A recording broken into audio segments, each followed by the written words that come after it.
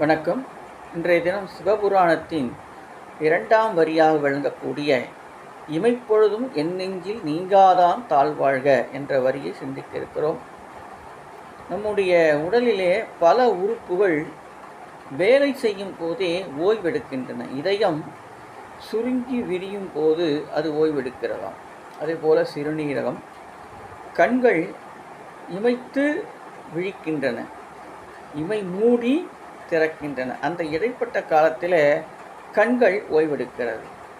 அந்த இடைப்பட்ட நேரத்திலே கூட இறைவன் தன்னுடைய நெஞ்சத்திலிருந்து நீங்காமல் இருக்க வேண்டும் என்று சொல்வார்கள். கண் இமைக்கும் நொடி என்று ஒரு கால கணக்கை சொல்வார்கள். தேவர்களுக்கு கண்கள் இமைக்காதான். மனிதர்களாக இருப்பவர்களுக்கு கண் இமைத்து கொண்டே இருக்கும். ஆனால் தேவர்களுக்கு கண் இமைக்காமல் இருக்கும் என்று நலதமயந்தி வரலாற்றிலே அதை வைத்துதான் தமயந்தி நலனை கண்டுபிடித்தாள் என்று அந்த வரலாற்றிலே சொல்வார்கள்.